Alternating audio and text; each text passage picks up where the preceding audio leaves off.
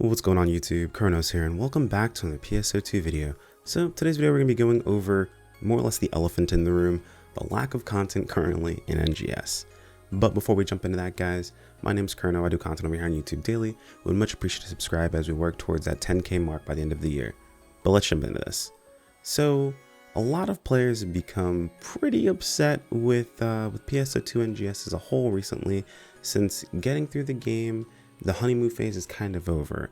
We've leveled our classes, we've gotten gear, we've done the current content that's available, and a lot of players are running into the situation now where there's nothing left for them to do. You farm ore daily, you gather your resources, you upgrade your weapons, you farm the resources needed to affix and augment your gear, you hunt down that perfect fixa, you get like your perfect fashion, and then you're left with this mindset of, well, what was it all really for? What am I going to do with this content? What am I going to do with all of this gear? Why did I spend all of this time and all this effort into putting together my, my perfect look or my perfect set of gear? And to be perfectly honest, if you asked me, well, you love PSO2, you play tons of it. Why, what's the point? What am I doing? What am I working towards? I really couldn't give you a direct answer.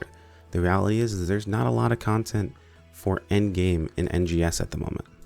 Basically, like in every video, even specifically when I've mentioned, hey guys, what are you looking forward to, or what would you like to see, other than of course more content, because we're all on that line, people still have this mindset of more content, like as if we're like ignoring it. No, we see it, it's obviously there.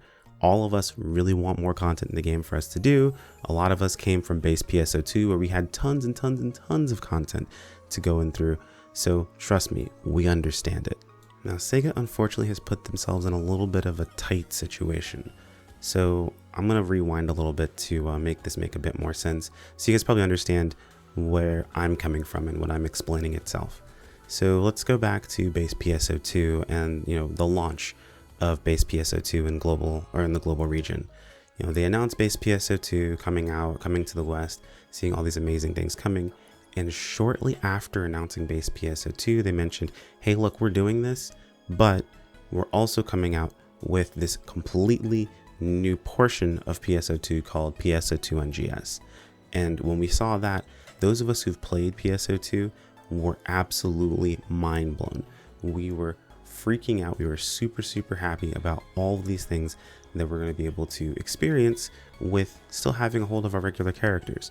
And then of course they went back and told us base PSO2 was going to be on parity with JP, and then I completely lost my mind and went 100% in on global, but that's another story. Anyway, fast forwarding a little bit, moving forward, we've got near the end of, I want to say it was May is when we finished up.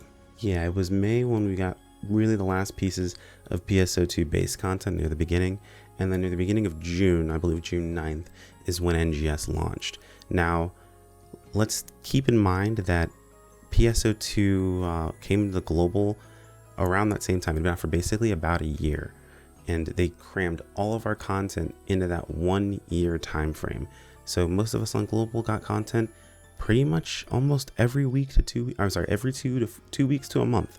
And it was a crazy time to be playing PSO2, especially if you'd never played it before. Now, granted, I'd played it before, so, I had my own, time with the content itself, replaying things, playing a bit differently, so on and so forth. But as far as PSO2 goes, it was a lot of content in a short amount of time.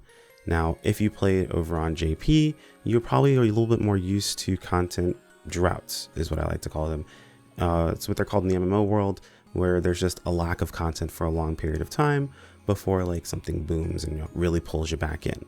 Now, it's usually a lot more concerning in subscription-based games or pay-to-play games, because you put money into the game to then get a resource out of it, or to get an enjoyment out of the game itself. Basically, you put something in, you're expecting something out of the game itself. However, with free-to-play games similar to PSO2, realistically, you don't have to invest a single cent into it. Now, that's not to say players don't, and that's not to say players don't without the expectation of getting something in return. You absolutely can, and most of us do. The realistic section in the situation itself is that I think PSO2 NGS just wasn't ready to push out as soon as we absolutely wanted it to. I'll explain that a little bit further. So PSO2, again, completely free to play game. Around May, completely caught up. And more or less we have no content more after that. There was nothing else to do. There was nothing else to get. Now, realistically, they could have had like a 3-month downtime period where they just didn't have any more content. We just kind of did the same things we'd been doing beforehand and just building things up slowly. Very similar to what JP had been dealing with for a very long time. However, SEGA decided to go a bit of a different route. Now, this happened apparently with PSO2 originally when it first came out, where they more or less released a working open beta. And once, they caught up with everything they wanted to, had the content in the game that they were looking for, they titled it Episode 1. Now, those of you guys who played base PSO2 way back in the day when it first came out will remember this time frame, and you guys will know that back then there was very little content as well. I mean, I believe the level cap was level 30. We had access to maybe 1 or 2 zones, substantially less space than we have access to right now, where players are on this mindset of there's just a small zone, there's nothing around, there's nothing to do. Realistically, we do have a pretty big map available to us. The thing is that we can also see an even bigger map that's available to us. And the stuff that we have to do in the current map is pretty locked down to specific locations, so you really don't have to be all over the place. But going back to my original point, I feel like SEGA released another working open beta, which I know a lot of people look down on and frowned upon, but most of us who are playing PSO2 kind of asked for this.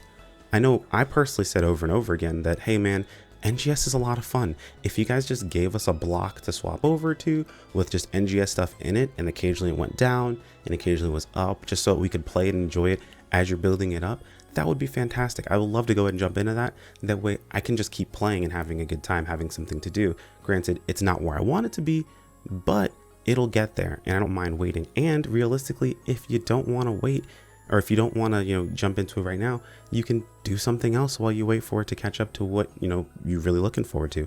Basically, it's actual release time.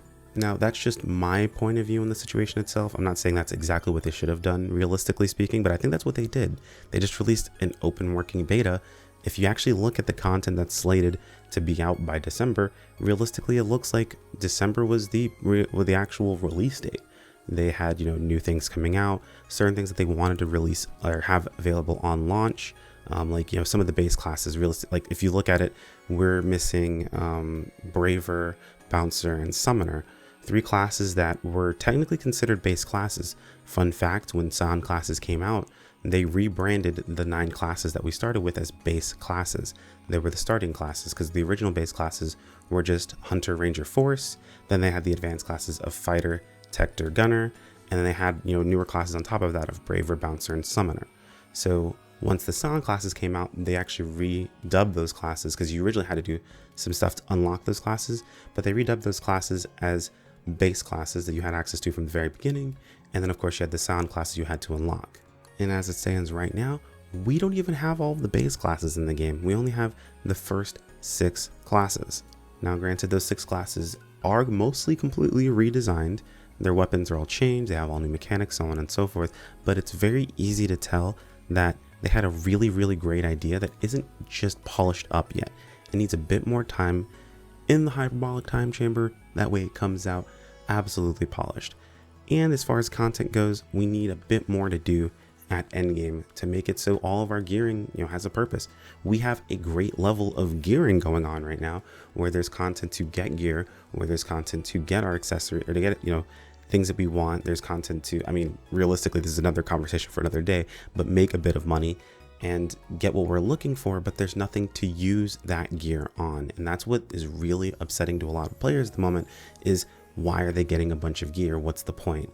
Now, realistically, I didn't include this in the 5 things I want to see in my an NGS video, just because I kind of forgot it. But what we actually really need are, high level zones, not just to farm a bunch of enemies, but that require a bit of strategy to go through, like actual zones that we're clearing, large boss fights, something other than urgent quests, where we have urgent quests that are really realistically built for everyone. They're supposed to be built for the entire community to be able to take on, and they shouldn't be super crazy difficult. There needs to be other content that is set aside for people that want to go into it and, really test their mettle, really put, that gear they put together to work, or even challenge themselves with, low man content, or even soloing, things of that sort. That's where I think the cocoon system is what they're looking to do with, but they just haven't gotten to it yet. And that's something that realistically needs to happen sooner rather than later. Now, again, like I said, SEGA put themselves in a weird predicament because now they've got this open beta basically running without calling it an open beta, where in most situations, if they would just call it an open beta, players probably would have been a little bit more forgiving with a lot of the things they've done so far. But realistically, we have to also remember that even though this is a video game, even though that's free to play, it is still a business, and it has to be marketable. They have to be able to make money off of it. And we can say every single day of the week that, oh, they make tons of money off of the players spend tons of money, so on and so forth, which is completely true. But they still have to continue going forward with that mindset. That still has to be a thing. That's why there's scratches. That's why when it comes down to things of money, they're so serious about it, because first off, they need to be able to continue to make money. And if you lose your faith in you spending money on the company, that's where everything goes to crap. So especially in a situation where you're not, running a subscription-based game, you don't just have the player once they start playing your game. You have to give them a reason to want to spend money on your game, or they just won't. So it's a really big problem. And I think realistically, the reason why NGS came out as soon as it did, and why, if you guys remember, we didn't even have a release date for NGS. They just said, They just said June for a long time, until I think the week or 2 weeks before it actually came out was more than likely them deciding on, hey, are we just going to release this and deal with the criticism and deal with the backlash? That way we can afford to continue to make this game. Or are we going to hold this off and hope and pray that we can get this out soon enough that people will be on board? I personally think that it would have been fine if they held it off for a couple months, but then I'm also thinking about all the other games that are going to be coming out in November, which it might have made this whole process a lot more difficult. So I think that they're going to get these things together and the game is going to be great in a few months. But that is not a reason to say that SEGA shouldn't put more effort into making it great as soon as they possibly can. And a lot of us really, really want that. But those are just my thoughts and opinions on the current, state of NGS and its endgame. I guess I went more into thoughts and opinions on NGS and less of its endgame. But realistically, going towards its endgame, we need more to do. I hear you guys. I'm right there with you. I do a lot of content, no offense to a lot of people, but a lot of situations more than a lot of other people realize, or more than a lot of other people tend to participate in. So as far as that content is concerned, yes, I do want more. No, I'm not just covering for SEGA or anything along those lines. It's just I'm not going to harp something I realize they have a problem with. I'm definitely sure they know about it. We are not quiet about that sort of thing. Players are definitely vocal in all of the wrong places, and I see it every single day. But they well know about the situation itself. So trust me, we hear you. We're right there with you guys. And here's hoping that some of the new stuff that's coming out next month will be good. Maybe it's what we're looking for. We'll have to see. Anyway, guys, I could ramble on for the next 30 minutes, but I don't want to make this video too long. I'm going to go ahead and cut it here. If you guys enjoyed the video, you know where that button's at. If you have any comments of your own, toss them in the comment section below, but be respectful of one another. If you guys want to support the channel, I actually have a new coffee link at the very, very bottom where you can support me directly. And if you guys want to keep up with the content, don't forget to subscribe over here, join us over on Discord, and follow me over on Twitter. Thanks so much, guys, and I'll see you all in the next video. Take care. Peace out.